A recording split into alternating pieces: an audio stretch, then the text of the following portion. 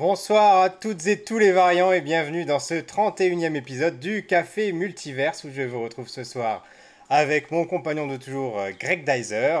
Bonsoir Salut Greg, Pierre, comment ça va? ça va bien et toi? Moi ça va super bien. Écoute, je suis très content de faire une émission sur cette série. Et on vous accueille ce soir pour parler de Ozark avec notre invitée Amandine. Amandine, est-ce que tu veux bien te présenter pour commencer? Oui, bah merci de m'avoir invitée. Je m'appelle Amandine Pintous. Du coup, je suis une ancienne collègue d'atelier de Greg Dyler. Et on s'est connus en 2017, je crois. Et entre-temps, voilà, bah moi je suis dessinatrice de bande dessinée. Et actuellement en contrat avec Futuropolis. Et j'ai publié une bande dessinée juste avant chez Stan Kiss qui s'appelle Corps en grève. Et voilà. Et en fait, Ozark, c'est rigolo parce que moi, je vous suis depuis un moment. Et Greg avait pensé à moi pour parler de Racaille. Cobra Kai, parce que je suis une grosse fan de Karate Kid et de films des années 80 et 90. Et ça a animé pas mal de nos ateliers, notamment la musique des années 80 et des blind tests aussi. Ouais. Et voilà, et du coup, il s'avère que pendant le confinement, j'ai poncé Ozark en binge-watch à longueur de journée. Et quand j'adore une série, je me fais tous les personnages en dessin. Et à l'époque, j'étais en train de me préparer de prof de Cara Design et je m'étais fait tous les persos qui vous retrouverez sur mon Instagram.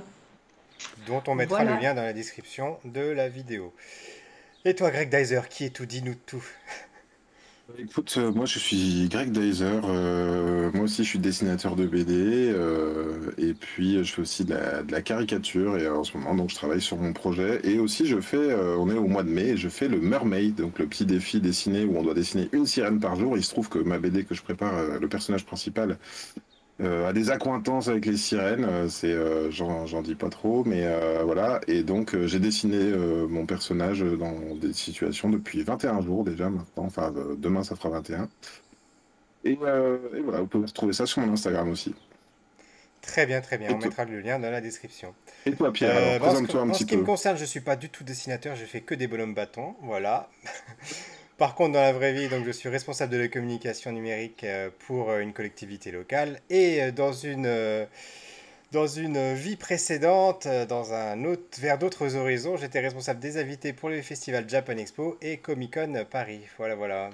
Voilà pour l'introduction. Donc je rappelle quand même le principe de l'émission pour ceux qui nous découvriraient pour la toute première fois. Parce qu'effectivement, ce soir exceptionnellement, on a commencé l'émission un petit peu plus tôt, voilà, pour se caler par rapport aux agendas de chacun. Alors, le café multivers, c'est quoi? Ce sont moi et Greg habituellement, des fois un invité, et on se retrouve pour parler d'un sujet. Donc, ça peut être un film, une BD, une série télé, etc.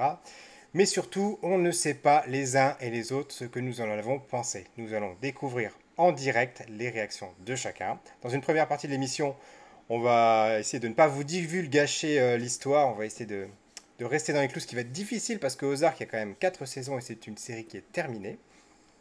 À la fin de cette première partie, on vous donnera un premier avis, savoir est-ce qu'il faut regarder cette émission, qu'est-ce qu'on en a pensé, voilà.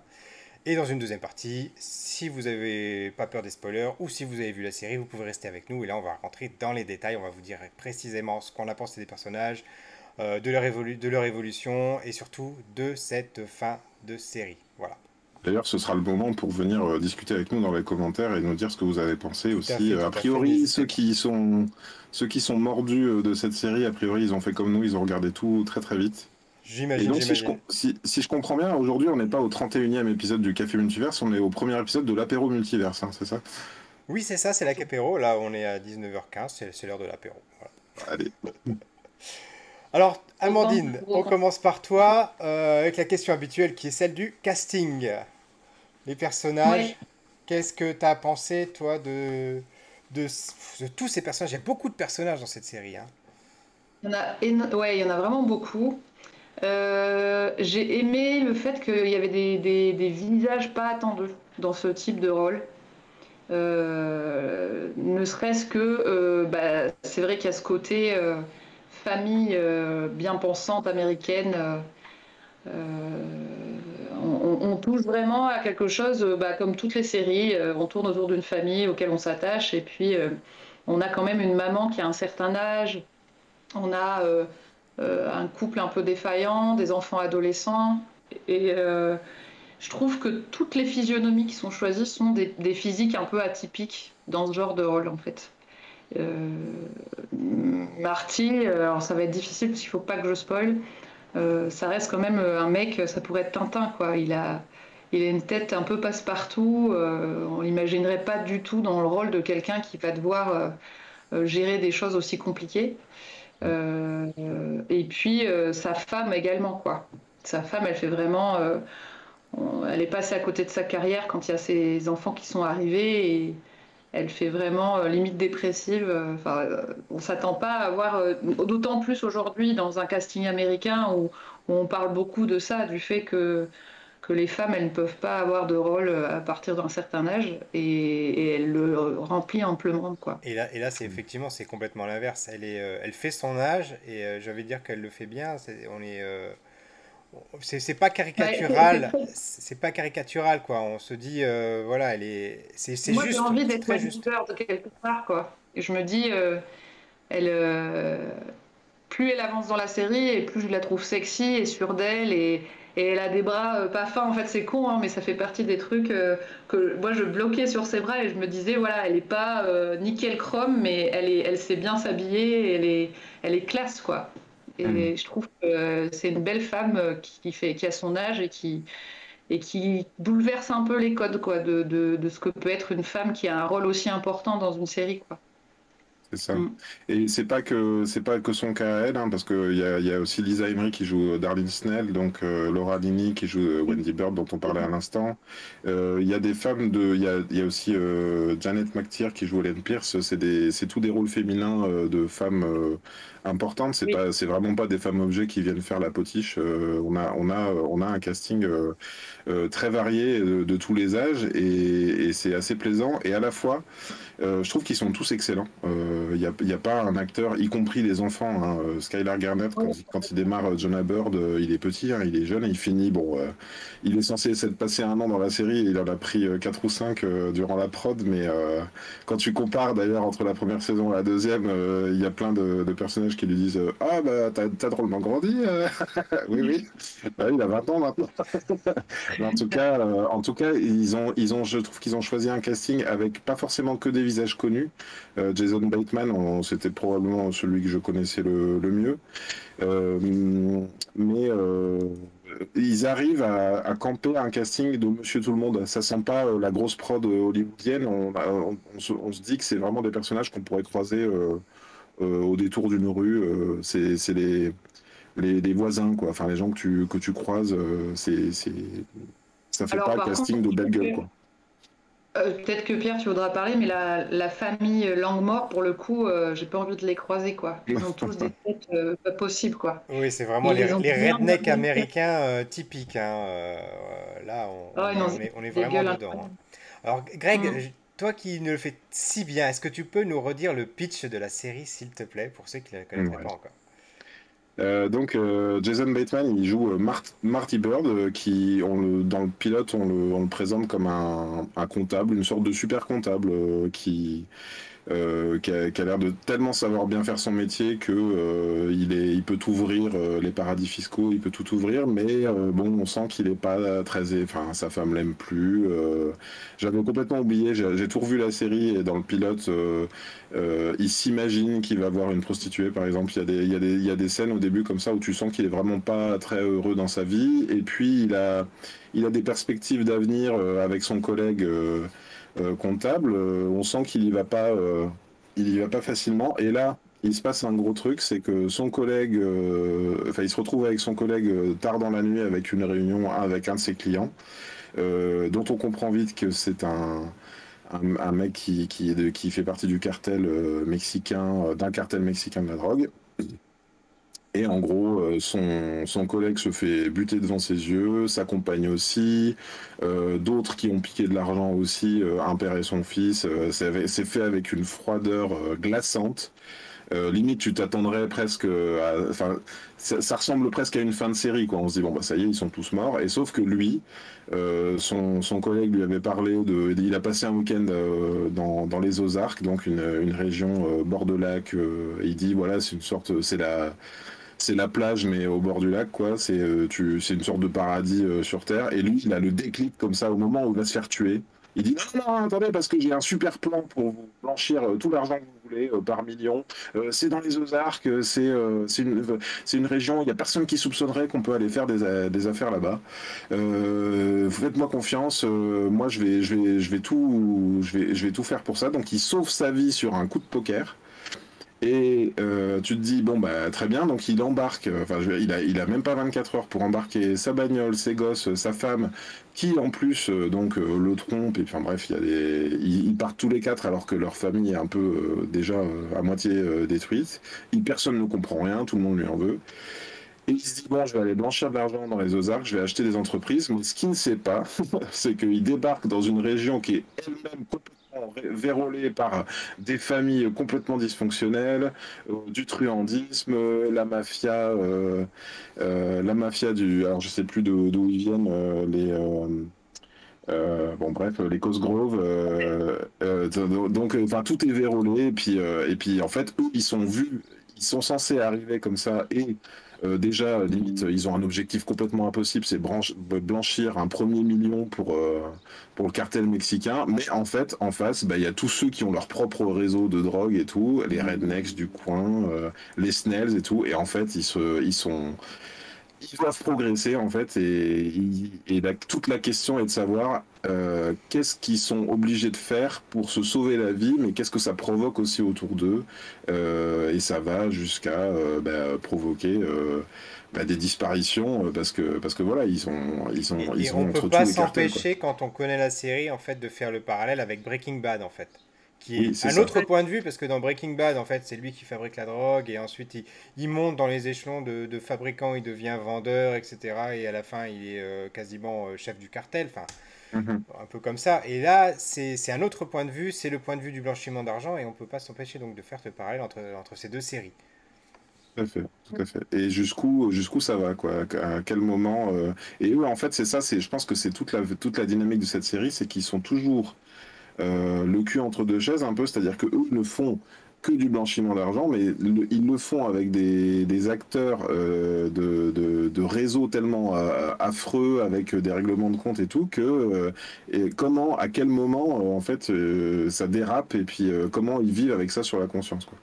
Alors, Amandine, toi, comment t'as découvert la série? Est-ce que on te l'a conseillé? Est-ce que t'as essayé de la regarder? Est-ce que t'es rentré directement dedans? Est-ce qu'il t'y a fallu plusieurs fois? Non, alors je suis rentrée directement dedans, on n'a pas du tout parlé. Je venais de finir Kingdom sur Netflix, qui est une série de zombies coréenne, moyenâgeuse, qui est assez chouette. Et je crois que j'avais envie de rester un peu dans cette ambiance un peu flippante, pas flippante, mais qui, je pense que c'est clairement lié au fait qu'on était en plein confinement et qu'on savait pas encore. Au premier confinement, on était tous un peu en train de se poser cette question de bon bah qu'est-ce qui va devenir de nous quoi. On connaît Mhm. rien encore sur ce virus. Et en fait, aux arcs, c'est devenu un peu mon truc de si je suis angoissée, je vais regarder aux arcs parce que ça va m'aider à relativiser un peu quoi. Ils ont une espèce de. Ils sont tellement tout le temps sur le fil, t'as toujours l'impression. Puis Marty, il a une façon, moi, à chaque fois, j'ai envie de dire, non, mais il va se faire avoir. Enfin, il me saoule à bégayer comme ça, à prendre cette espèce ouais, on va peut-être un peu.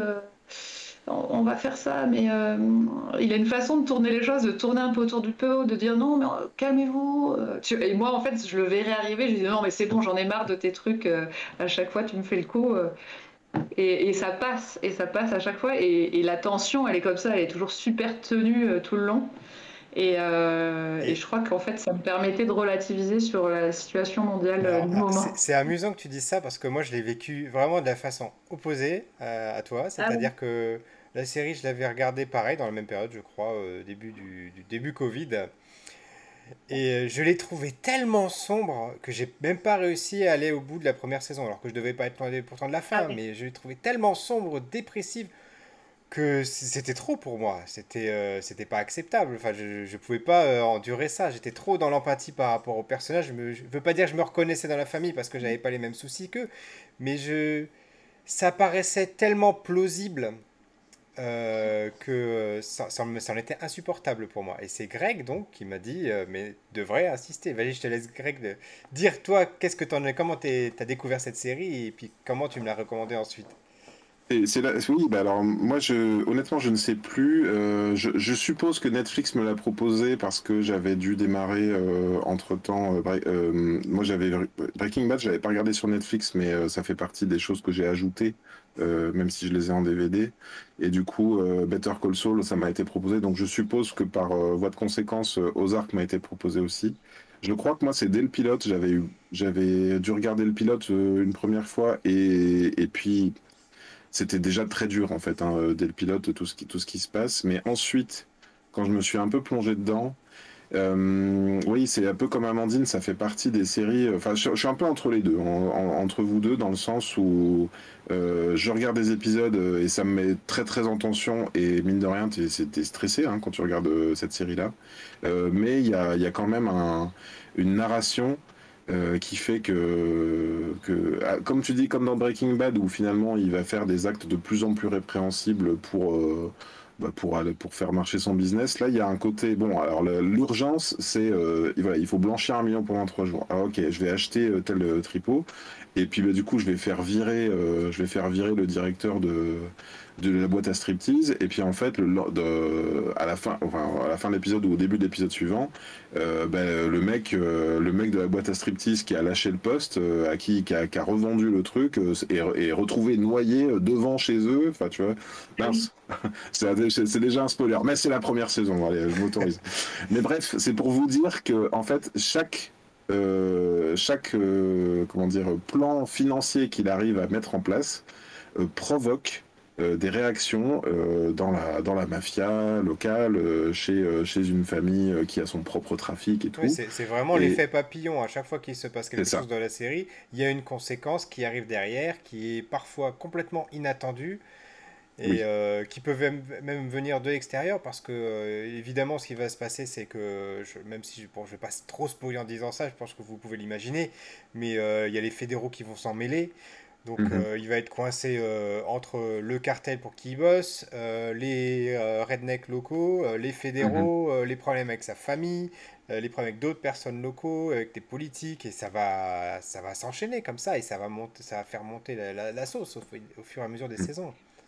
Moi, Ah ouais, ce que vas-y. j'ai aimé aussi, qui a fait que je suis restée dedans, je pense, c'est le côté justement, voilà, on suit une famille, on a cette espèce d'archétype de la famille américaine euh, qu'on suit dans plein de séries, mais qu'on a peut-être plus l'habitude de voir dans des séries humoristiques là, ce que j'ai aimé, ça me fait penser aussi aux Sopranos à l'époque, où en fait les gens corrompus sont humains, quoi. Ils sont tous humains et on suit tous un peu leur quotidien et on s'attache à leur vie et on se dit mais comment je réagirais si ça me tombait dessus? Ça les rend malgré tout attachants et en fait il y a plein de plans tout le long de la série où c'est tout le temps filmé comme ça où Wendy Bird, elle vient de faire un truc crapuleux et elle se sert son petit verre de vin et elle fait sa vaisselle et ils sont à table et ils discutent de tout. Normalement, une famille dit ah t'as fait quoi à l'école aujourd'hui et tout. Ils sont là ouais alors t'as blanchi combien aujourd'hui. Enfin c'est vraiment ça rentre dans les mœurs et en plus chaque personnage. Il y a autre chose aussi que j'aime bien et qui rejoint le fait que j'adore les films des années 80-90, c'est que je suis grosse fan de E.T., des Goonies, de tout ça, où en fait les enfants ont un rôle hyper important dans la résolution des problèmes de l'histoire. Et là, ils ont des vrais rôles aussi. Chaque enfant a un rôle hyper important dans chaque intrigue, quoi. Mhm. Et c'est pas juste les parents ou qui les manipulent comme des marionnettes. Les enfants, plus on avance dans la série et plus ils vont avoir un rôle pivot sur plein de choses, quoi. Mhm. Là où je te rejoins sur la comparaison avec les Sopranos, c'est qu'il y a aussi une structure narrative je l'avais déjà parlé, du trouble fait. C'est-à-dire que eux, ils arrivent comment dire, dans une situation donnée, et le premier trouble fait, c'est ils doivent trouver vite une maison. Forcément, ils se sont retrouvés catapultés là du jour au lendemain, et ils ne peuvent pas monter une affaire, ils peuvent pas acheter des endroits pour blanchir de l'argent s'ils n'ont pas une maison. Donc ils trouvent la première maison qui passe, la couverture idéale, sauf que dans cette maison, c'est une sorte de maison en viager. Il y a le mec un peu, voilà, il y a un vieux qui est très malade et qui va sans doute mourir prochainement. Donc ils se disent bon bah c'est le plan parfait, bah, sauf que le vieux, bah, quand eux ils ramènent des affaires un peu illicites à la maison, bah il observe ça quoi, tu vois. Et en fait chaque saison ramène, chaque nouveau rebondissement ramène. Donc tu parlais effectivement du FBI, il y a un personnage récurrent qui vient dans chaque saison et qui fourre son nez en fait. Et il y a un petit peu un côté vont-ils se faire vont-ils se faire dénoncer, enfin est-ce que quelqu'un va réussir à mettre à jour tout leur plan quoi, est-ce que ça va tomber à l'eau? Et dans Les Sopranos c'était beaucoup le cas. Il y avait aussi le FBI à un moment donné et forcément, en tant que spectateur, tu es du côté des méchants, donc tu dis, est-ce qu'ils vont se faire avoir? Est-ce qu'ils vont se faire... Et c'est toute la dynamique de cette série aussi, c'est que d'un côté, t'es de leur côté, parce que c'est une famille qui essaye de survivre, et de l'autre, bah, ils font de la merde, donc t'as un peu envie qu'ils se fassent gauler quand même, donc c'est très... Et tout c'est à super l'heure, intéressant. Amandine, tu parlais d'une chose, je pense que c'est vraiment le cœur de la série, c'est sans arrêt, surtout quand on a une famille, sans arrêt on se dit, qu'est-ce que j'aurais fait moi à leur place? Est-ce que j'aurais fait ça pour mes enfants? Est-ce que j'aurais fait ça pour ma femme, pour mon mari, pour mon chien? Et on se pose tout le temps la question, et c'est ça, c'est pour ça que ça nous les rend sympathiques, en tout cas, ou qu'on s'attache à eux, c'est qu'on se dit, mais peut-être que moi, dans cette situation-là, j'aurais été jusque-là, j'aurais peut-être même été plus loin, je sais pas. On aurait peut-être pu donner ça comme titre, hein. C'est qu'êtes-vous prêt à faire pour sauver votre famille, en fait? C'est vrai, c'est ça. Mais je vais le changer de suite, tiens.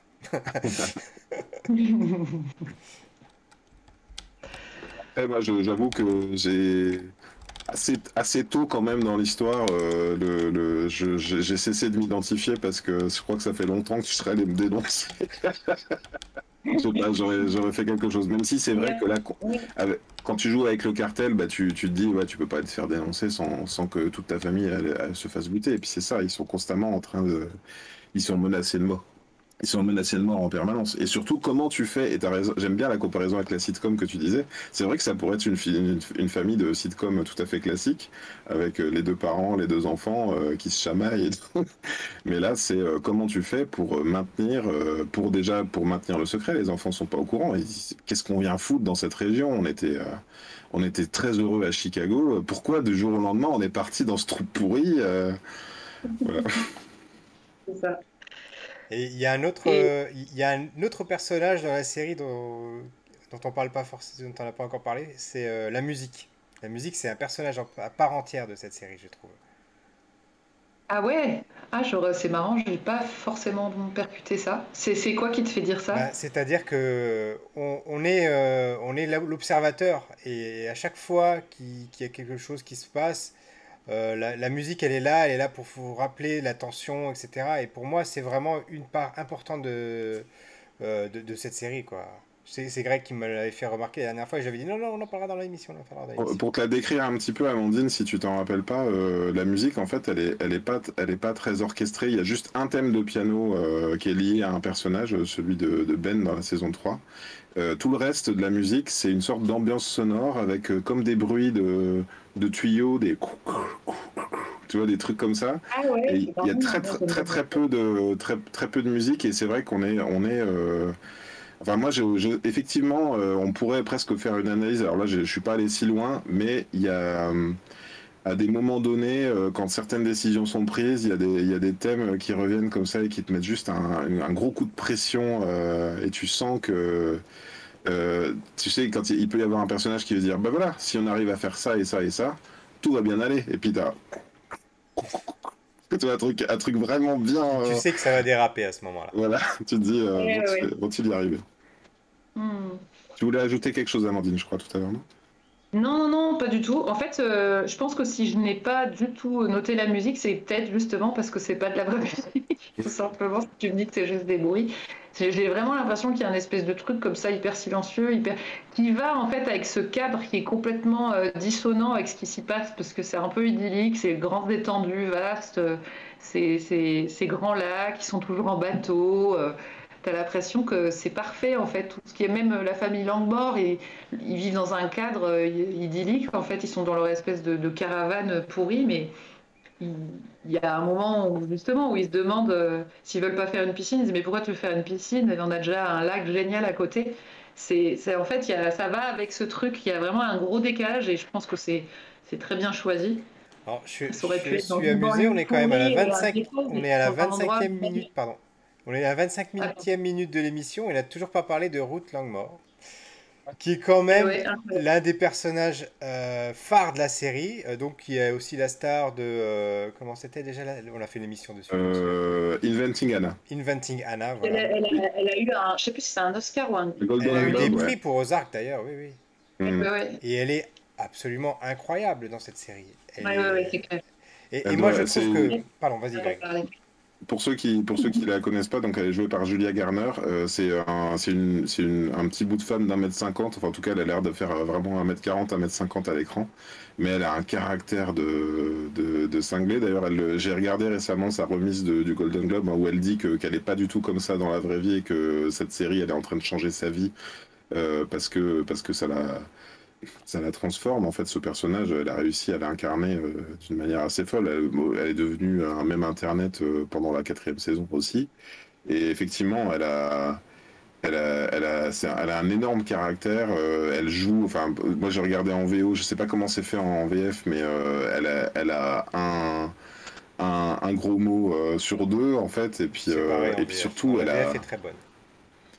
elle se laisse tellement pas démonter, quoi. Autour d'elle, il se passe des trucs de taré, et elle est toujours en train de dire, même si, j'en sais rien, même si elle est menacée par quelqu'un, elle va lui parler, enfin, elle va pas se changer d'un iota, quoi. C'est-à-dire que elle est entière, voilà, un personnage entier. Alors, on parlait tout à l'heure avant l'émission VOST. Moi, je l'ai regardé en VO. Effectivement, le doublage est très bon.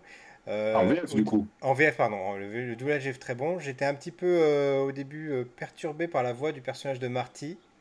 Mais finalement, quand tu connais le personnage, quand tu sais l'intention, tu comprends mieux pourquoi il a cette voix en fait. Qu'il a une voix vraiment un petit peu. Enfin, t'as l'impression que ça dénote finalement. Sa voix dénote par rapport à ce type de série, mais en fait non. C'est la bonne voix par rapport à ce type de rôle. Je sais pas ce que tu en as pensé, toi, Amandine.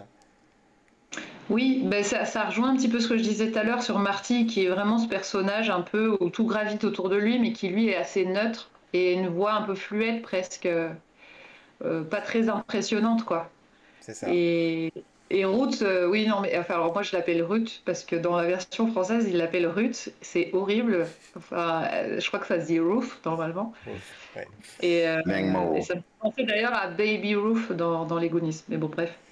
Euh, non, c'est vraiment un personnage. Forcément, je pense que c'est mon personnage préféré. C'est pour ça que je me dis, c'est vrai, pourquoi on n'en a pas encore parlé? Mm. Euh, Déjà parce qu'elle écoute du rap, elle a des gros t-shirts Tupac, enfin, je trouve génial. Enfin, elle pourrait écouter de la vieille musique de Redneck et non, elle écoute des gros trucs de gangsters de la côte ouest. Enfin, c'est trop marrant, quoi. Elle a vraiment un univers à elle toute seule. Et ce que je trouve génial dans ce perso, c'est que, en fait, si on regarde bien, tous les personnages, que ce soit les Snells, les Birds qui se sont ramenés ici, les Navarros, donc le cartel mexicain, veulent s'implanter dans les Ozarks. Ils veulent tous venir ici. Et elle, c'est la seule qui se débat pour avoir envie de sauver sa famille et de se barrer de ce trou. En fait, elle dit, putain, tout ce que j'attends, c'est de pouvoir enfin me tailler d'ici. Mm. Et, euh, elle va gravir les échelons et tout ça, mais au final, au fin fond d'elle, elle a juste envie de se tirer de sa condition sociale. Elle en peut plus, en fait, depuis le début, quoi. Elle a vraiment vécu dans le cambouis. Son père lui faisait passer par des chatières pour aller faire des braquages. Enfin, elle est née dedans. Et elle attend qu'un truc, c'est d'être réglo et pouvoir se barrer, quoi. C'est, Et c'est, c'est... Ouais, vas-y. ouais, et non, et puis pour la petite anecdote, c'est que je me suis demandé combien de fois Ruth Ruth, je veux dire Ruth, c'est pas grave, avait dû jouer la scène où elle sort de son bungalow et elle fait «Qu'est-ce que tu viens foutre là, bordel?» Tu vois. C'est ça. Et, Avec le C'est fusil à ça. pompe. et en fait, elle accueille tout le monde comme ça quand elle est jamais contente de voir quelqu'un arriver. C'est ça. What the fuck are you doing here? Et, oui, parce que donc Ruth, effectivement, c'est il y a dans les deux familles en fait, qui s'entrechoquent hein, parce que c'est les deux familles qui ont des enfants ados, donc qui se fréquentent nécessairement parce qu'il y a personne, il y a rien à faire en fait en dehors de la haute saison de tourisme. Et par exemple, il y a la fille Charlotte Bird va devenir amie avec Wyatt, le cousin de Ruth. Et Ruth, effectivement, elle évolue, tu sens qu'elle a évolué dans une famille de losers, c'est-à-dire qu'ils sont implantés là, ils vivent dans des mobilhomes, mais des mobilhomes qui sont ancrés dans le sol et qui n'en bougeront jamais. Ils vivent dans un endroit ouais, ultra pourri, quoi, et eux, ils ont rien, en fait. Ils ont vécu de petits larcins, ses deux oncles, à un moment donné, ils se disent qu'ils vont faire un élevage de fauves, alors ça fait un peu penser à la série, là, tu vois, et c'est... Et en fait, c'est deux femelles, enfin bref, et ils sont cons comme la lune. Et elle, tu sens qu'elle est, déjà, elle est super intelligente. Ouais. Et que oui, il y a rien à gagner. Et les Birds, en fait, ils ont déjà tout quand ils arrivent. Ils ont tout et ils veulent tout. Ils viennent, ils jouent au Monopoly, en fait. Et eux qui n'ont déjà rien, c'est comment ils peuvent pas laisser faire ça, en fait. Ils se disent, mais. Nous, attends, mais pourquoi on se... Et du coup, ça devient des antagonistes parce qu'ils disent, bah oui, bah nous aussi on peut se faire du blé sur le dos des birds, quoi. Et petite, voilà, moi pour vous parler un peu de la VO quand même, si jamais vous avez envie de revoir cette série, je vous invite cordialement à la regarder en VO parce qu'il y a une dimension des accents américains. Et les fameux rednecks, ils parlent, tu sais, genre c'est Marty Bird, tu vois, ils prononcent pas comme les autres, quoi, ils sont les familles Langmore, tu vois, c'est vraiment, ils ont un phrasé, un parler, et c'est, eux, les autres arrivent de la ville, et effectivement, Jason Bateman, lui, il campe, il n'imprime jamais sa voix, en fait, il est toujours, oui, ben, ok. Et donc, par rapport à tous les autres, ils ont l'air de chiquer du tabac dès le matin. Bref, Alors, deux salles, deux ambiances.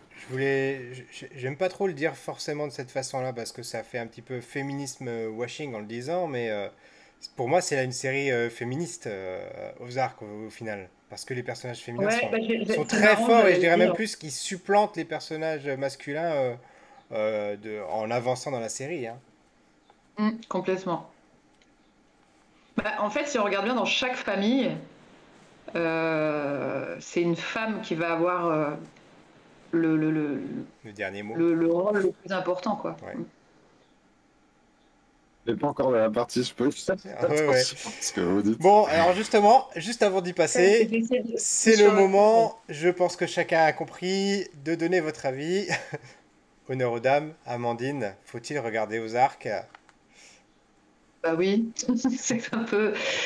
Que dire? Bah, j'ai l'impression en fait qu'elle est pas si connue que ça. Elle a eu énormément de succès, peut-être sur le tard. Un Et gros j'en ai succès beaucoup d'estime, hein, parlé quand à même. plein. Ouais, j'en ai parlé à plein de gens et très peu de gens connaissent au final. Hmm. Donc elle gagnerait à être plus connue. En tout cas, j'imagine qu'aux États-Unis, elle a beaucoup plus de succès que chez nous. Et on est tous tombés un peu par hasard dessus, quoi. Disons qu'il y a des séries qui nous ont été survendues. Hmm. Et je pense qu'effectivement, Netflix, moi je suis tombée dessus parce que j'avais regardé Kingdom et je pense que j'avais justement dans mon algorithme Netflix des trucs qui correspondaient bien à des trucs de gangsters et tout. Ça réunit, ouais, je trouve qu'en plus on s'attaque à plein de sujets de société qui sont la religion, les luttes la lutte des classes, justement comment la corruption, comment la police peut être mêlée aussi à des arrangements aussi. Enfin voilà, tout ça, on touche à l'envers du décor. Je vais pas aller jusqu'à dire que c'est aussi bien que cette fameuse série que tout le monde glorifie. C'est comment sur le trafic de drogue là, tout le monde connaît cette Oui, série. The Wire. The Wire, voilà. On n'en est pas là, mais quand même, on a l'envers du Ah, décor de toutes les parties. moi, je sais pas si on n'en est pas là parce que The Wire, pour moi, par exemple, j'ai trouvé que la saison 2 était très faible en comparaison de la 1. Et d'ailleurs, on sentait qu'ils voulaient changer de formule et changer d'endroit. Tu vois, la deuxième se passe sur les docks avec d'autres personnages. Et en fait, ils sont revenus dans un second temps, donc dans la troisième saison, avec les personnages de la première saison. Tu vois, tu sens qu'ils sont revenus à une autre formule. Et moi, pour moi, on est dans le Ozark, c'est vraiment la série 3 étoiles. Je me demande sur le, je sais pas trop si elle manque de succès ou pas. En réalité, hein. C'est vrai que c'est pas une série faite pour tout le monde non plus. Hein. Faut quand même avoir le cœur accroché pour regarder ça. La saison Euh, 1, surtout, j'ai trouvé qu'elle est beaucoup C'est plus sombre choquant, que oui, que les autres. Hein. mais tu crois pas que la saison 2, 3, 4 sont moins choquantes parce qu'on s'est habitué aussi? Parce que Peut-être, franchement, hein, peut-être. c'est oui, enfin après, je pense que dans la saison 1, il y a quand même une histoire autour de de la naissance d'un futur bébé. Enfin, on est dans des trucs qui touchent un peu plus peut-être Disons que dans la que. saison 1, j'ai envie de dire qu'on a, on a le sentiment qu'ils s'en sortiront jamais. Oui. Que chaque fois qu'ils essaient de s'en sortir, et ben, ils creusent encore plus profond. Hmm. Alors que dans les autres saisons, on a des espoirs, des pistes d'amélioration Hmm. Mais jusqu'à ce alors, qu'on nous mette sur des fausses pistes. sur la question du succès, ce que j'allais dire, c'est je me demande si ça vient pas un peu du titre, en fait. Parce que Ozark, Ah, comme ça, peut-être. pour les Français, ça n'évoque rien, en Ouais. fait. Et tant que t'as pas regardé le premier épisode, et si tu compares à Breaking Bad, par exemple, même si au départ, quand t'as pas regardé et que t'es français, tu comprends pas forcément ce que ça veut dire, Breaking Bad. Mais Breaking Bad se serait appelé Albuquerque, tu vois, ça n'aurait peut-être pas eu le même retentissement. C'est Ozark ne vrai. veut rien dire, le titre ne dévoile rien de ce que ça raconte. Après, le titre est hyper graphique, hein, ça c'est quand tu regardes le. D'ailleurs, il y a tout un truc sur le graphisme aussi. Je sais pas comment Oui, aborder le sujet, je sais que tu en parlais. mais à chaque épisode, il y a le titre en noir, pas de générique, le blanc sur noir, le titre, et puis après, il y a 4 dessins, comme ça, une croix qui se fait, et puis il y a 4 petits pictogrammes, spoiler, mais Spoiler hors comme tu fais sur contexte. Twitter. Voilà, spoiler en contexte, c'est-à-dire qu'il te montre un aquarium, un machin et tout, tu te dis, et puis en fait, à la fin, quelqu'un se fait éclater un aquarium sur la tête, voilà, par exemple. Donc vous l'aurez Et, compris, c'est une série qu'on vous recommande, qui est quand même, voilà, qui est pas à regarder en famille, hein, voilà, non, c'est pas une série pas tout du tout. public du tout, Enfin, sauf si vous êtes tous adultes, hein, voilà, voilà, mais. c'est ça. Mais c'est une série Ça à verra. voir absolument si vous aimez les séries policières, si vous aimez les intrigues politiques, etc. Si vous aimez Breaking Bad, House of Cards, on disait The Wire, The Soprano, allez-y, et on passe tout de suite à la partie spoiler. Voilà.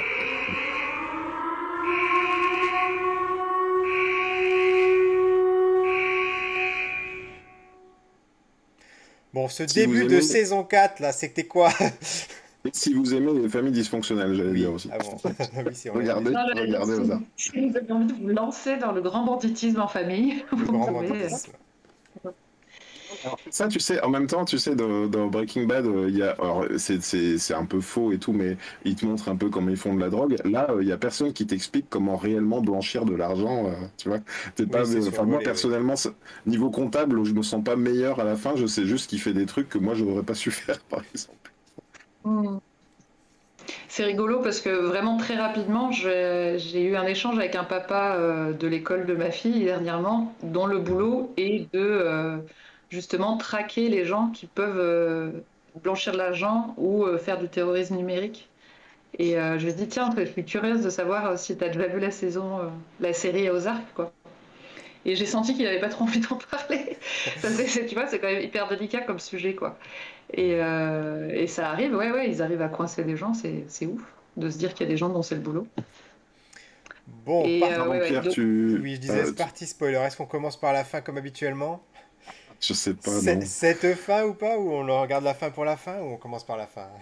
Ouais, je sais pas. Est-ce qu'il faut vraiment qu'on spoil même la fin parce que, ou alors vraiment, On là, est dans attends, la partie j'insiste. spoiler, On est dans attention. la partie je sais spoiler, pas mais si on peut vraiment. parler du fait qu'il y a un espèce de behind the scene qu'on peut regarder du coup.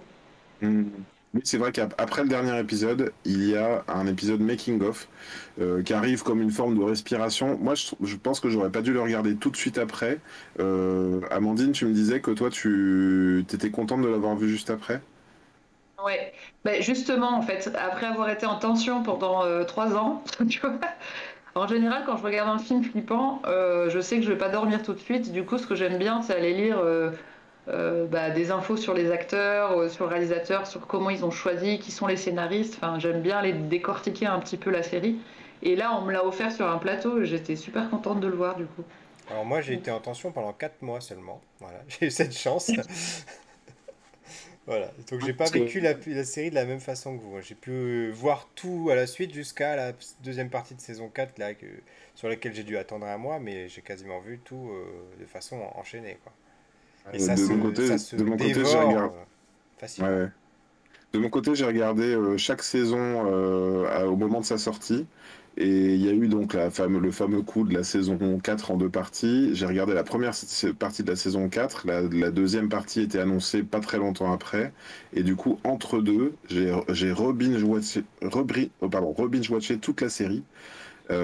Parce que, mine de rien, t'oublies plein de trucs. Et aussi, il y a une structure de rebondissement qui fait que tu peux pas avoir la synthèse de tout. Mais c'était un vrai plaisir. Et quelque part, il y avait un peu moins de tension de mon côté aussi parce que il y avait moins le suspense. Mais par contre, de revoir tout, c'était un plaisir. Je trouve que c'est une série qui se voit et qui se revoit.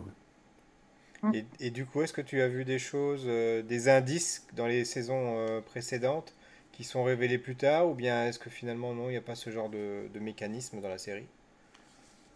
Il y a, hum, Il y a un truc qui est intéressant, notamment par rapport à Jonah, le fils de la famille, si tu veux, et la manière dont lui il appréhende les choses, parce qu'il sent les choses très vite, si tu veux, directement.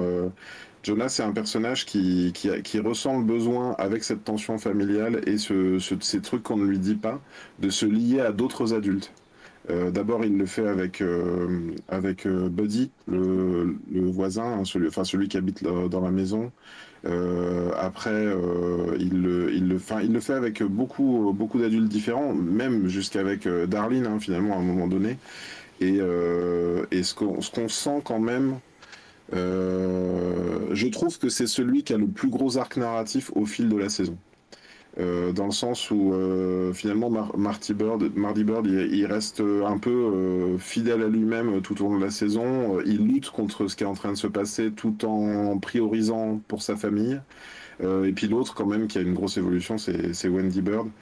Et elle, il y avait des choses que j'avais oubliées, par exemple, qui sont plus que de l'indice, mais on découvre en fait que Wendy ne se transforme pas dans la série, mais qu'elle a toujours été borderline en fait, qu'elle a un passé, qu'elle a commis des vols, qu'elle a déjà fracturé des maisons quand elle était plus jeune, et donc c'est pas une surprise en fait en revoyant que Wendy soit un personnage un peu plus sombre et un peu plus complexe que la femme du début qui semble juste avoir une relation extra-conjugale, quoi.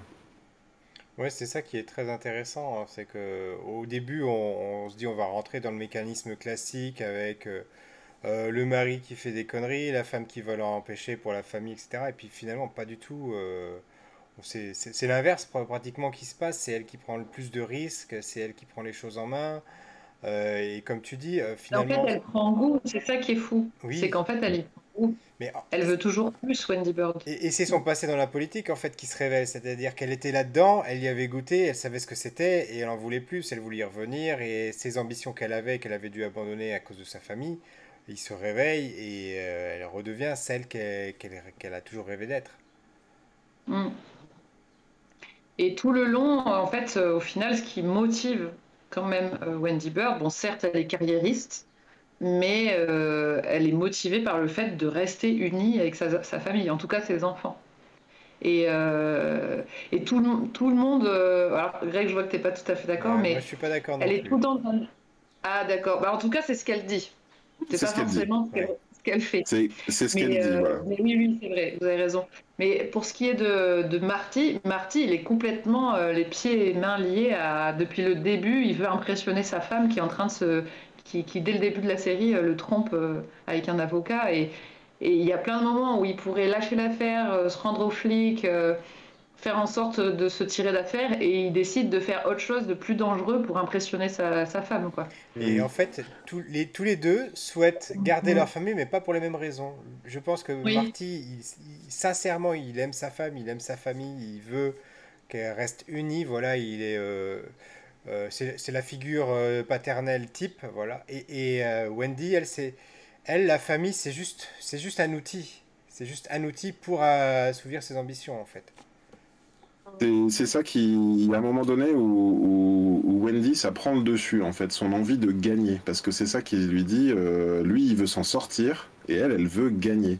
Et si par plusieurs fois dans la série, lui, il arrive à trouver, il se dit, bah, ça y est, si on arrive à faire ci, vendre le machin, c'est bon, on est libéré, on peut aller refaire notre vie ailleurs. Et elle lui dit, non mais attends, tu vas pas me faire ça à 6 mois des élections, parce que moi, ça y est, je suis prête à gagner. Et elle décroche de ça. Enfin, c'est-à-dire que elle est plus dans la priorité, et c'est ça qui est super intéressant. Je me suis même demandé à un moment donné si la série n'allait pas se terminer en homicide, genre lui qui la tue ou elle qui le tue, quoi. Ouais, c'est Et vrai que j'y ai d'ailleurs, pensé.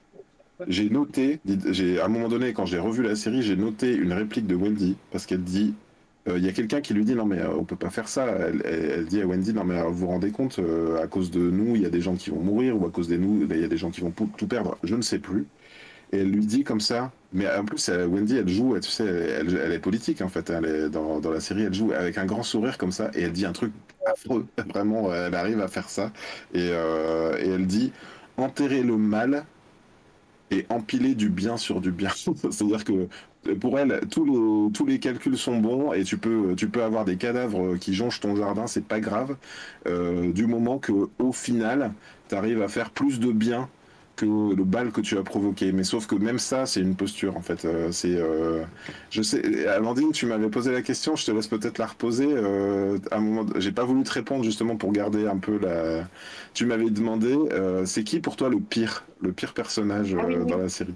Donc, est-ce que tu veux en parler, toi? Est-ce que Alors, tu... Greg, c'est qui pour toi le pire? C'est moi qui réponds, moi, je pourrais bah, en fait, c'est ça. Bah, pour moi, c'est Wendy Bird, quoi. C'est la, Ouais, c'est la oui, pire. C'est la pire moi, parce que c'est ça, même moi, c'est elle, ouais. Je suis bien il y a d'accord. des, il y a des fous, il y a des fous dans l'histoire. Il y en a qui, va dire, Darlene, elle est complètement instable. Elle sort son fusil pour un oui ou pour un non, même si elle se ramasse la vendetta du cartel, elle éclate la tête de quelqu'un qui a osé être un peu, comment dire, disrespectueux dans sa maison. Et en fait, Wendy, elle est vraiment dans un calcul Permanent. atroce. Un calcul permanent, oui. À chaque Ouais. fois, c'est la fin justifier les moyens pour Wendy. C'est exactement ça. Moi, qui m'impressionne dans ce personnage, mais qui en fait quand même quelqu'un de détestable, c'est. Bon, déjà, elle est ultra hypocrite, c'est vraiment désagréable. En fait, on sent que des fois, elle est capable de s'acoquiner avec le pire de personnes des cartels à partir du moment où les gens lui disent j'admire votre ténacité, j'admire votre. Voilà, il y a ce côté un peu aura autour d'elle. Mais autant au début, elle est vraiment flippée, elle se demande comment elle va y arriver. Autant à la fin, quoi qu'elle dise, elle dit c'est bon, on va y arriver. Elle a hyper confiance en elle, elle a une confiance destructrice, quoi, limite. C'est-à-dire qu'elle sait même elle va avoir le pire mafieux qui existe au Mexique, quoi. Mm. Elle est devenue tellement forte et tellement sûre d'elle que je pense que c'est le pire dans le sens où elle est capable du pire que. Enfin, elle est vraiment capable du pire. Du meilleur, je sais pas, mais du pire. Et c'est assez marrant la façon, l'espèce de twist qu'ils ont fait sur la fin où elle est rattrapée par le fait qu'elle est mère et par son passé d'enfant battu et tout ça. Il y a ces enfants qui vont lui être enlevés. Et elle est tout le temps en train de passer à côté de sa famille au final, alors qu'elle essaye de les préserver. Et elle est rattrapée par ça, quoi. Elle va jusqu'à se faire interner pour que les gens comprennent qu'en fait elle a des remords et qu'elle se rend compte qu'elle a déconné et qu'elle avait été trop loin dans ses choix. Mais elle va quand même réussir à envoyer Ruth pour menacer son père, son propre père, pour récupérer ses gosses. Donc c'est clairement pour moi le pire personnage, ouais. Je sais pas si c'est.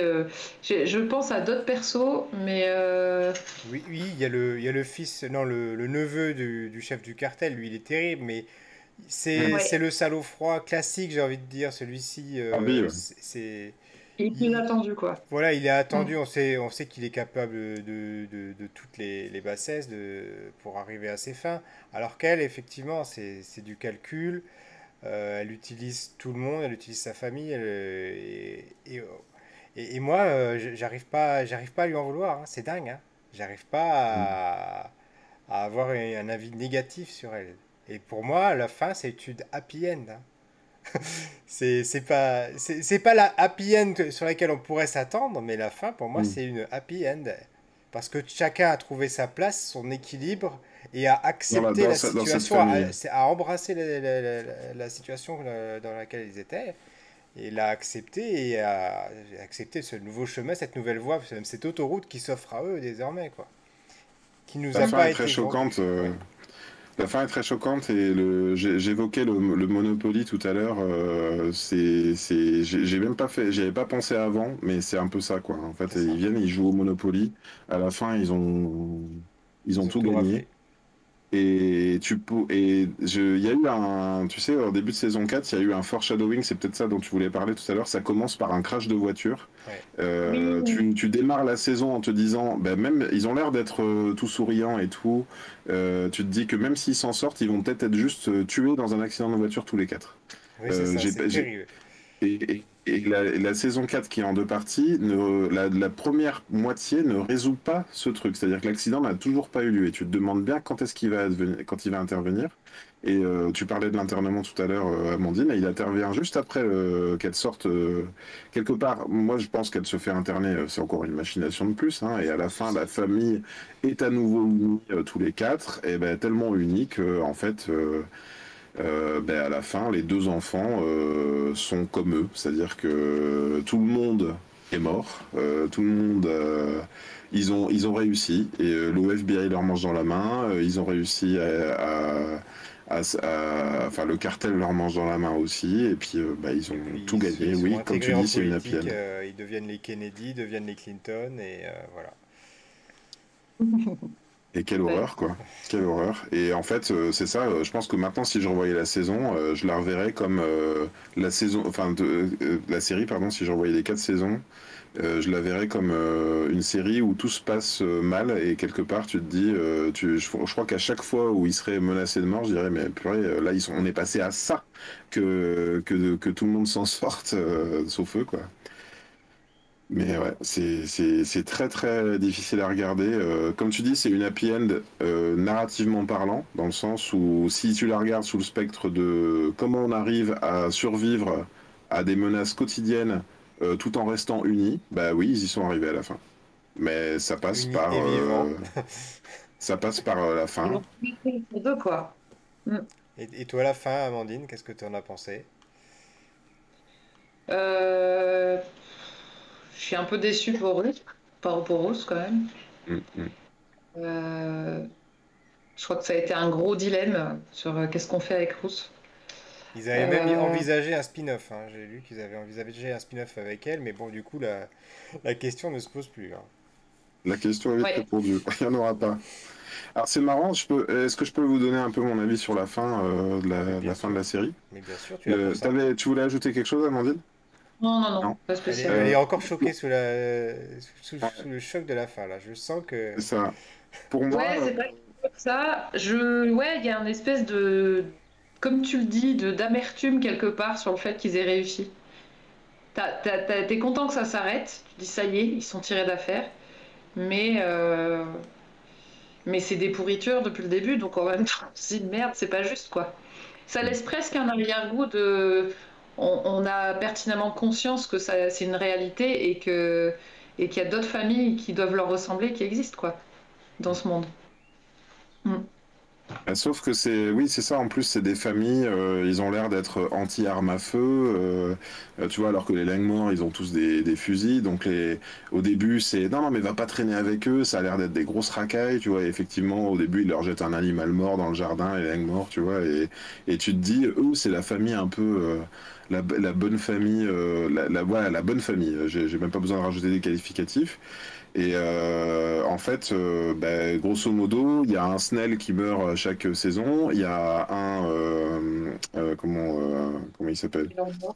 un Langmore qui meurt à chaque saison. Donc effectivement, si tu suis cette trame, Ruth devait finir par y passer, sachant que Ruth, elle provoque sa propre perte. Hein, mais il y a un côté fable, je trouve, là-dedans, que j'ai eu du mal, moi, à digérer, parce que Ruth est clairement mon personnage préféré de toute la série. Elle est intelligente, elle est forte, c'est une femme très très forte qui cède aux pulsions de la vengeance et qui elle-même, du coup, bah, va se prendre un contre-Kems de vengeance dans la tronche. Mais à la fois, c'est pas une surprise, je trouve, pour Ruth, parce que ça fait longtemps dans la saison 4 qu'elle parle aux morts. En fait, pour moi, elle veut mourir. Elle emporte tout, mais justement parce qu'elle a rien à perdre, en fait. Elle a déjà perdu le goût de vivre, tous ses proches sont morts. Par contre, vraiment la fin de la série, il y a deux choses. Alors moi, c'est bête, hein, c'est pratico-pratique, mais quand il commence à détruire tout chez Ruth, à enlever tu sais, qui sont dans le coin et qui commencent à construire, et qui disent on va construire une maison, et qui commencent à couler la piscine. C'est bête, hein, mais que je me sois gâché le plaisir, mais je me suis dit bon bah elle va mourir parce qu'en fait jamais ils construiront la maison en entier, c'est impossible.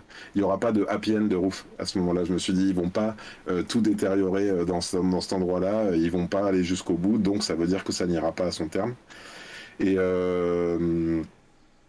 comment donc j'ai senti le coup venir et pardon, je sais plus ce que je voulais dire du coup sur la fin. T'es encore sous le choc, toi aussi. Oui, bah oui. C'est très choquant. Moi, C'est ça très m'a choquant. laissé aussi ça m'a laissé aussi quelque chose. Après, Pierre, tu nous diras toi aussi, parce que je suis curieuse de savoir. Mais du coup, j'ai aussi le sentiment que c'est pas fini. Qu'ils ont l'impression que c'est fini. Mais il y a quand même Camila Navarro derrière, Mm. qui certes est un peu absous et qui est dans cette liste, machin, elle va pouvoir circuler comme elle veut et tout. Mais en fait, ils peuvent être rattrapés toujours par les trucs qu'ils ont semés, quoi. T'as ce détective qui va être au FBI, est-ce qu'il dit qu'il va peut-être pas revenir t'as... En fait, il y a plein de gens qui peuvent leur tomber encore dessus, quoi. Donc, Ouais, et c'est c'est une amusant. c'est une fausse affaire, moi, je trouve. Je l'ai pas du tout ressenti comme ça. Je l'ai ressenti au contraire, avec une fin fermée, presque verrouillée, où ils sont tellement assurés les arrières avec le FBI, avec tout ça, et avec, on va dire, son arrivée aussi en politique, parce elle a sa consécration en politique à la fin de la série, juste avant cette dernière scène où on se dit ça y est, tout va basculer, ils vont tous mourir, où elle est en tôle. Et finalement, non. Et les enfants, on va dire, prennent enfin la défense de leurs parents et on va dire, ils embrassent une dernière fois le côté obscur. Tout le monde bascule de côté obscur dans cette dernière scène. Et là, on se dit, bah, ça y est, la route est tracée.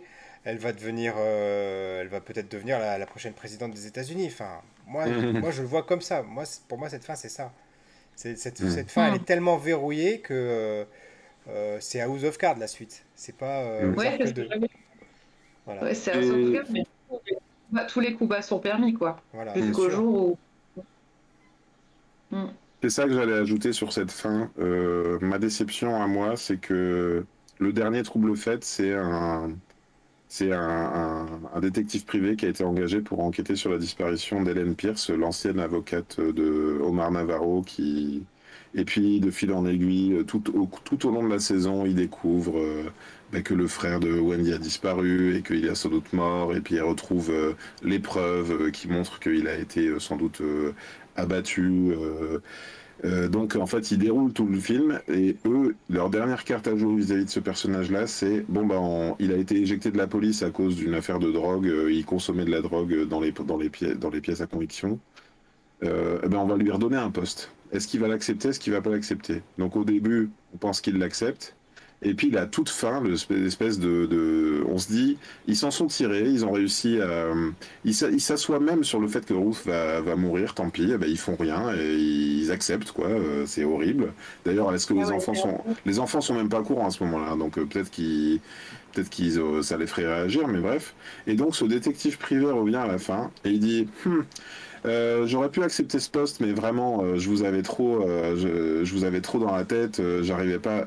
Et je me suis dit à ce moment-là, bon bah j'espérais qu'il y ait un gros final d'un seul coup, tu sais, tous les gyrophares se mettent en route et en fait la maison est cernée de flics et ça y est, ils vont se faire gauler. Et non, ce gros con là, ce gros con qui a tout compris, il vient tout seul, il vient tout seul dans leur jardin, et en plus dans leur jardin, alors qu'à chaque fois qu'il a fait ça, limite ils lui ont dit la prochaine fois on vous dégage et tout, et il fait bah j'ai tout compris. Et le gros choc, donc à la fin, c'est que c'est Jonah qui a toujours eu, qui s'est entraîné à tirer, qui s'est, voilà. Bah, cette fois-ci, ce qu'il ignorait, c'est que les enfants étaient tellement dans la partie que le fils, bah, il était prêt.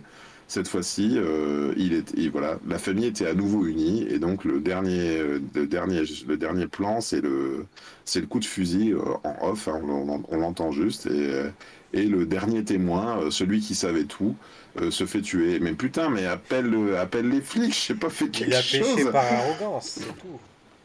Oui, oui, C'est c'est vrai ça. qu'il y a parfois quand même, ça c'est peut-être, je sais pas si on peut dire les bémols, mais c'est qu'il s'en sort toujours, quoi. Mm. Et c'est vrai que des fois, t'aimerais quand même qu'il se fasse un peu chaud. Enfin, il y a des moments où on n'y croit presque pas, où ça passe crème, et tu sais pas pourquoi en fait. Il y a 2 heures, ils étaient prêts à crever, et puis t'as Wendy Bird qui appelle Navarro qui fait on va faire ça, et puis il fait ok, d'accord. Et puis tu vois, et ça y est, c'est passé quoi. Et c'est des fois un peu simple.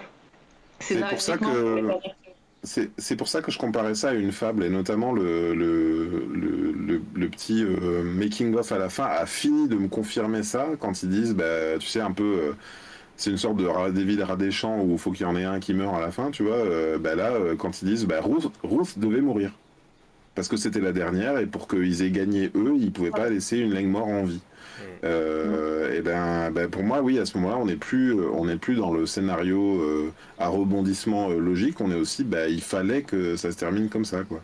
Parce que sinon la coupe n'aurait pas été pleine. Et ben, oui, certes, mais c'est dur. C'est pas facile à regarder, je trouve.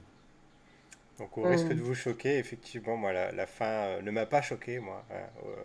Ah, J'ai envie de dire, elle m'a énormément satisfait. Alors, peut-être que parce que il y avait cette fameuse scène d'accident de voiture qui était enfin résolue et mhm, qui était une fausse piste. Voilà. ouais. Et là, j'aurais été déçu inversement s'ils avaient été arrêtés, si ils avaient été, je sais pas, tués par ce détective privé. Moi, j'aurais été déçu à ce moment-là. Oui, Et sans c'est doute. ce qui m'a, je pense, que c'est pas forcément la situation qui m'a plu dans cette fin. C'est plutôt que c'est une fin complètement inattendue. C'est une Mm. forme de happy end totalement, enfin qu'on n'a jamais vu. Enfin, je ne sais pas s'il y a d'autres films ou d'autres séries qui se terminent comme ça, surtout américaines. Enfin, on est quand même dans la bien-pensance, dans la morale, etc.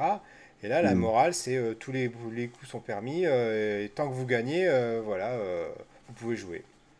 Oui, c'est sûr qu'en comparaison, c'est un peu comme si à la fin de Scarface, il arrivait à buter tous les assaillants, et puis que les flics viennent lui serrer la main et lui dire ah, merci, hein, vous nous avez bien rendu service, et puis qu'il lui donne les clés de la ville, quoi.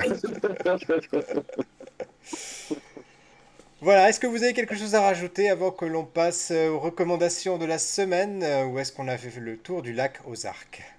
Ben, on n'a pas parlé de Sam Dermody. Moi, il y a un personnage qui a un heureux imbécile dans le truc et qui se fait complètement manipuler. Et à chaque saison, il trouve une nouvelle manière de le manipuler. Et puis à la fin, lui, il a quand même une forme de happy end parce que il repart avec la certitude. Enfin, il est baptisé. Enfin, tu sais, on sent que lui, finalement, c'est le seul qui arrive à partir de. C'est pas celui dont on espérait ça, pour lequel on espérait ça. C'est même pas, il en avait même pas fait le vœu. Mais il Il a, trouve il a Dieu, il trouvé s'en sa va. voie, oui. Et Et il est c'est resté imbécile et innocent jusqu'au bout. et on arrive en fin d'émission, il y a Cowboy Étoile qui nous rejoint, il nous dit mais normalement c'est 21h. Oui, ben on est désolé Cowboy Étoile, Mais ce soir non, on a dû commencer plus tôt. Voilà, tu devras te contenter du replay sur YouTube, Facebook ou en podcast, on est désolé, voilà. Et on passe tout de suite aux recommandations de la semaine. Alors, chers amis, Greg, est-ce que tu as fait tes devoirs cette semaine? et toi, t'as fait tes devoirs ou pas? Oui, oui. Ah, allez, commence, J'ai commence. regardé comment c'est? The Pentaverat avec Mike Myers, Mike Myers, et c'est réalisé par Mike Myers.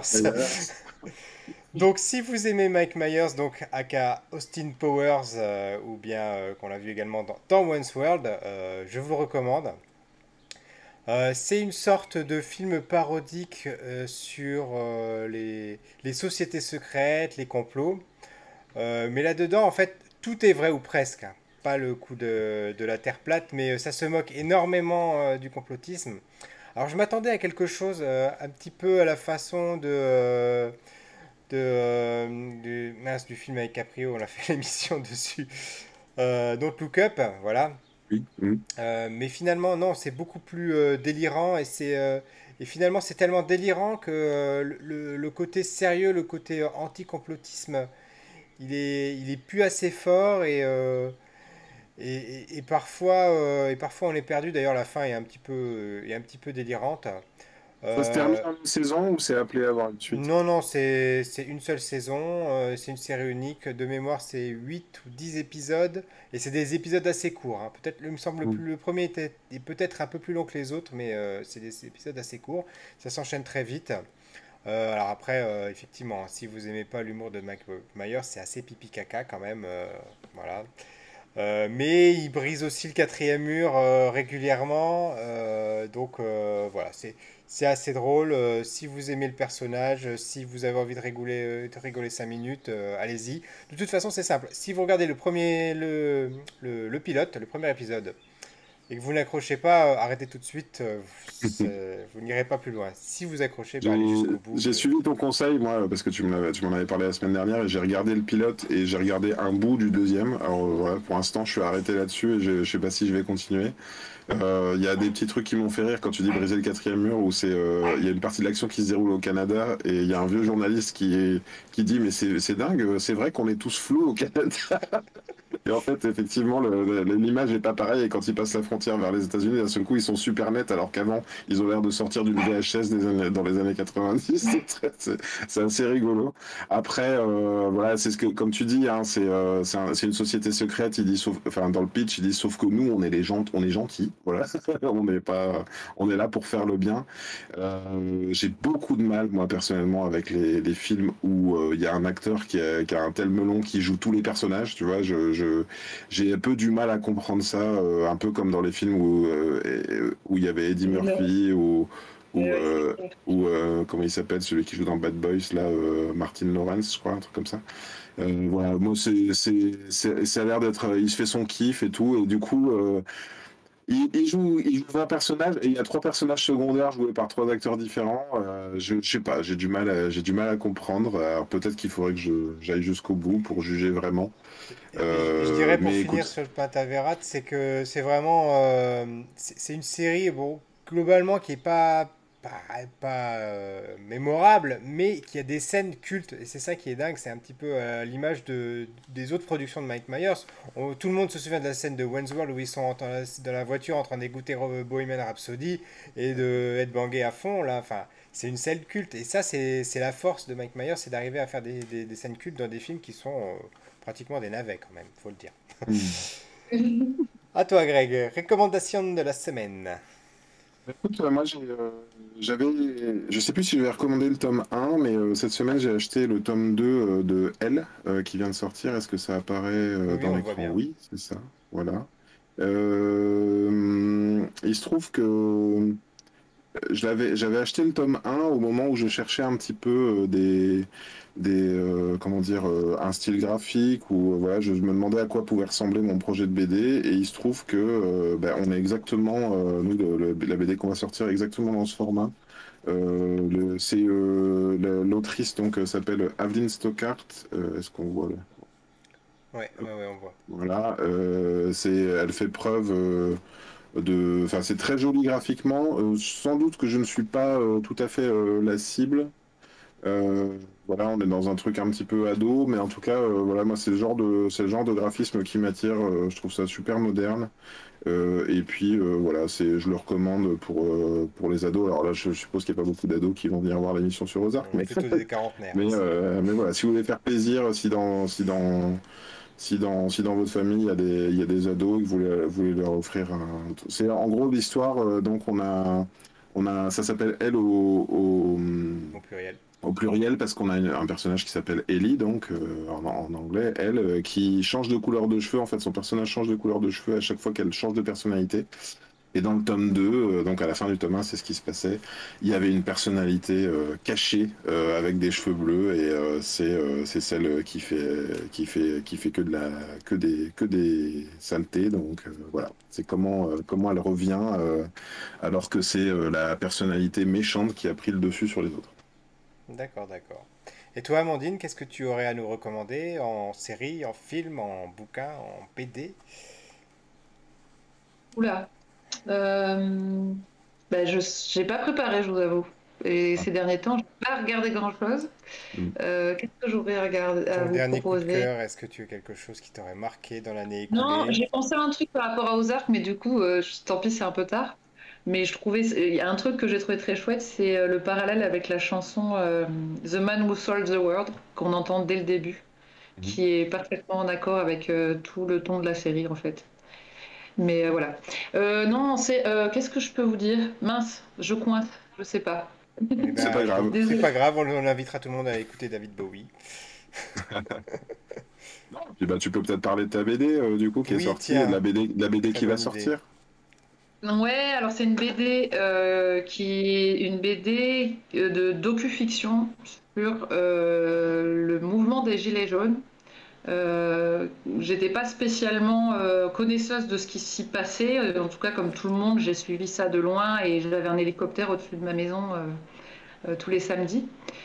Et j'étais bien consciente bah voilà, du ras-le-bol général, mais on les a vraiment présentés comme des gens qui ne savaient pas écrire, des gros fachos, et qui se sont à un moment rassemblés avec la lutte pour le climat, la marche pour le climat. Mais je trouve que la façon dont le scénariste avec qui je travaille s'appelle Laurent Galandon, et qui est un super scénariste, qui a une quarantaine de bouquins derrière lui, qui a amené ça de manière très fine à travers un personnage qui était en quête identitaire et qui du coup a quitté sa campagne pour aller vivre à Paris et qui se retrouve malgré elle à aller couvrir l'événement en faisant un reportage dessiné. Donc c'est une espèce de mise en abîme de mon travail. Et va au cœur du rond-point se rendre compte que sa famille, qu'elle considérait un peu comme des bofs qui connaissent rien à la culture et qui voilà qu'elle cachait, elle cache un peu même son prénom, etc. Elle va se retrouver face à ses origines et elle va comprendre en fait qu'est-ce qui les a menés à se rebeller, et elle va comprendre en fait tous les positionnements des personnes qui sont sur le rond-point, pourquoi il y a des gens qui ont l'impression que on s'intéresse plus, je sais pas, aux migrants qu'à eux, pourquoi il y a des personnes qui sont auto-entrepreneurs et n'arrivent pas à finir leur mois. Pourquoi? Enfin, en fait, il y a un petit peu toutes les cas de figure, que ce soit des ouvriers, il y a toutes les classes sociales qui ont été touchées et qui ont réussi à se réunir pour se faire entendre. Et je trouve que c'est très étrange de faire cette BD actuellement en pleine présidentielle. Ça a donné encore un nouveau souffle dans le travail. Donc du coup, j'ai plus un côté comme ça. Et avant, j'avais aussi fait un documentaire graphique autour de la lutte de sans-papiers à Lyon. Et là, mon prochain projet va m'emmener sur l'île de Bornéo. Je pars en juillet. Et je vais aller aussi avec une autre scénariste faire une fiction, pareil, docu-fiction, autour d'un peuple qui se bat pour préserver son lieu d'habitat, qui est la forêt primaire de Bornéo. Un beau Voilà. combat. Très bien, très bien. Bah Donc, écoute, tu qu'est-ce que n'hésiteras pas à vous nous en pensez? donner tous les liens nécessaires quand ta BD sera sortie pour qu'on puisse en faire la promo sur nos réseaux. En attendant, Oui. ben, je vous remercie tous les deux pour cette superbe émission et Mhm. Greg et moi, on vous donne rendez-vous à toutes et à tous à la semaine prochaine. Bye Allez, bye! salut! Merci à vous.